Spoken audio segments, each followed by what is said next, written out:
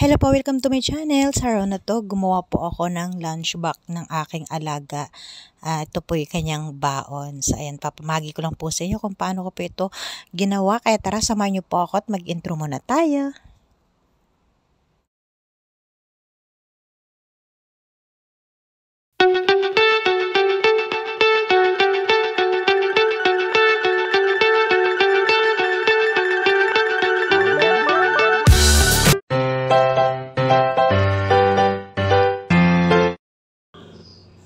Ayan po, inumpisan ko na po na mag-prepare ng babaonin ng aking alaga.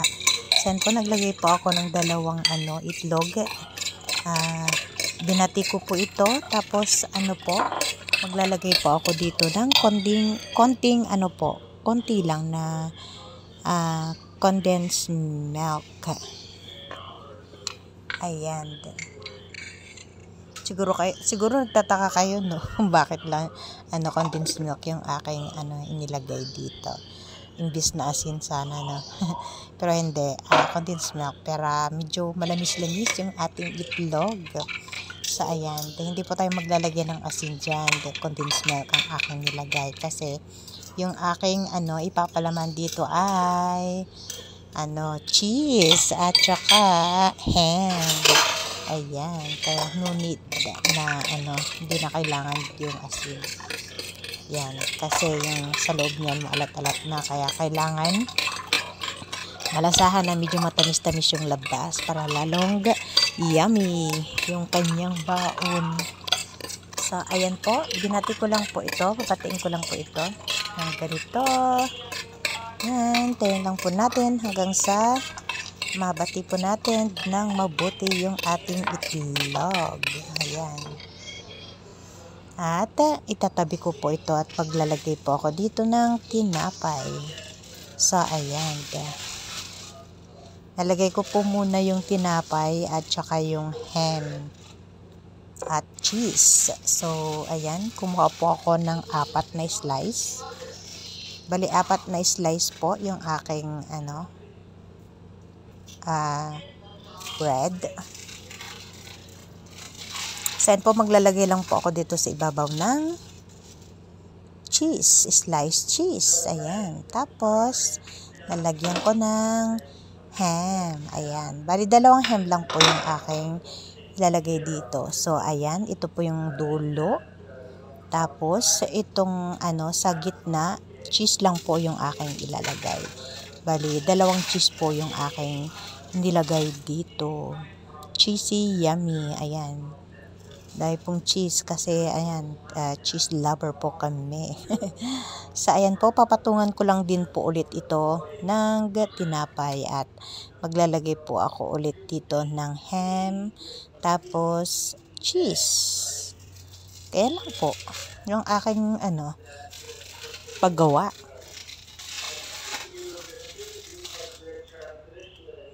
Yan. Tapos, lalagyan ko ng tinapay. So, ayan, lalagyan ko pa po ito ng isa pang cheese sa gitna.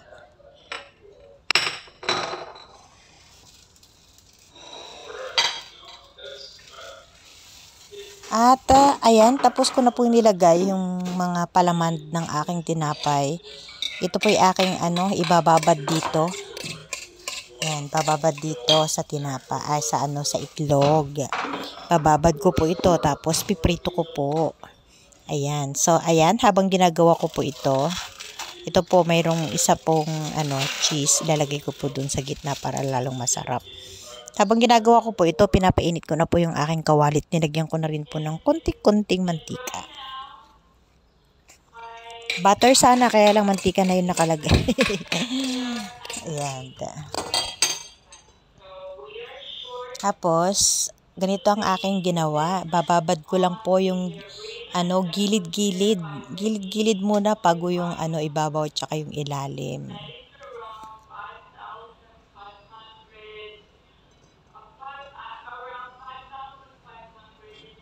Yan, babad natin yan po, hinawakan ko na po. Okay lang po yan kasi malinis naman po yung aking kamay. At syempre, pag gagawa po tayo ng pagkain ay malinis po dapat ang ating kamay. So, ayan, binababad ko po muna yung, iikot ko po muna ito na babarin. Yan. Kasi, pag, ilalapag na po natin ito, hindi na po natin, nahirapan na po tayo na maghawak dito. Kaya, yan, iniikot-ikot ko lang po ito. At, yan, para lumambot po yung lahat ng gilid. Yan. Ikot ko ulit. Yan, ikot-ikot ko po yan para babad na babad at pumasok yung ating itlog sa tinapay. Absorb ng tinapay yung itlog. Yan. Actually, dalawa po yung ginawa ko pong ganito. So, hindi ko na po nabidyohan yung isa. So, ayan. Pakita ko lang po sa inyo kung paano ko po ginawa. Gustong gusto po ng alaga ko to. Pag ito ang baon niya, tuwang-tuwa siya. Yan.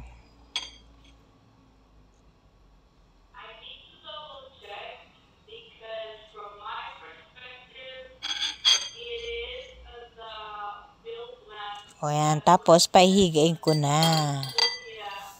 Yan o. Na-absorb na ng itlog yung tinapay. Ay, baliktad. Yung tinapay, yung itlog. Tapos, bubuhusan ko pa ito sa gilid-gilid.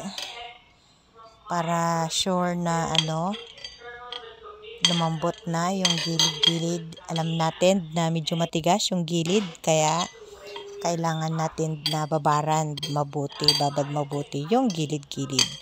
So, ayan. Pagkatapos ko pong binabad ito ng ganito, ay, ayan. Siyempre, babalik na rin po natin ito. Ayan. Malambot na po yung ilalim, kaya medyo, yan, ganyan. So, ganyan lang po ang aking paggawa. Yan. Kung ayaw nyo po ng makapal, ayan. Pwede ring dalawa lang na tinapay, pwede. Kaya lang, gusto ko po kasi yung layer. Ayan, maganda pang tignan. Tapos lalong masarap kasi nga, yung gitnang-gitna niyan ay,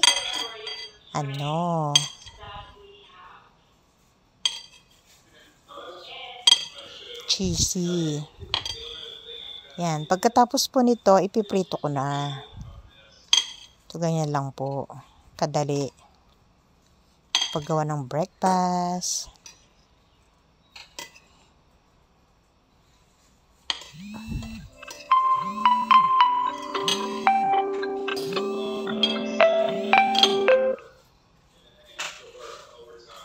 So, ayan po, ipiprito ko na po ito.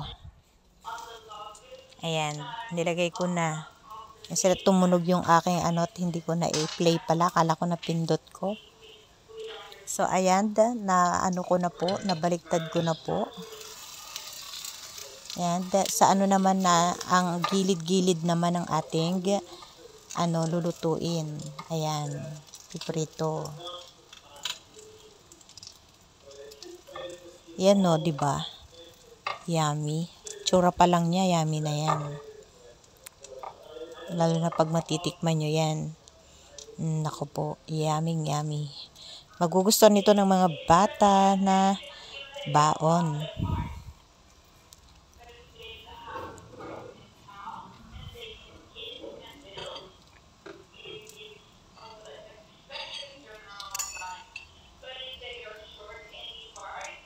So, ayan, may natira pa kasing konting itlog, kaya nilalagay ko pa rin dito sa gilid-gilid. Sayang din po kasi. Yan, tapos iikot ko lang po ito. Yan. Yan, o diba?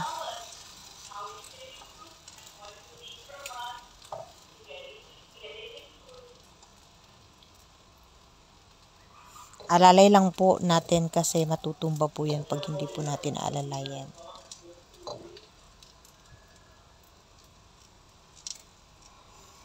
Pwede pong pagkatapos nito i-oven ng konti. Hindi ko na po in-oven kasi nagmamadali na po yung aking alaga.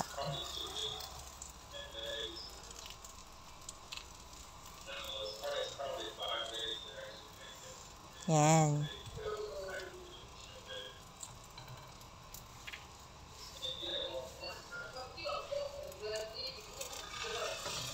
Yan o.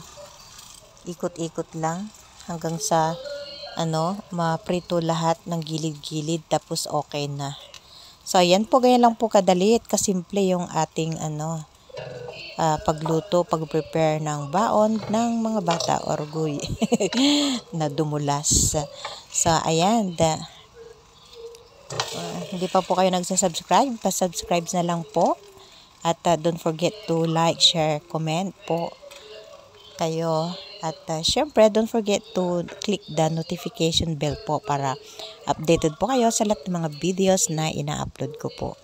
Ayan, yummy yan. Yum, yum, yum. Actually, ako na nang gumagawa niyan, natatakam na ako. Gusto ko nang kainin. Kaya lang, mamaya na akong kumain. Kasi, ayan yan, diba?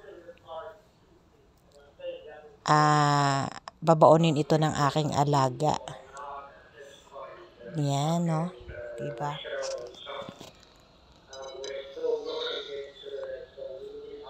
At syempre, gumawa din po ako ng aking almusal. Yan, papakita ko po sa inyo. At kumain din po ako nito. Ang sarap, grabe, promise. Yan diba, tsura pa lang yummy na.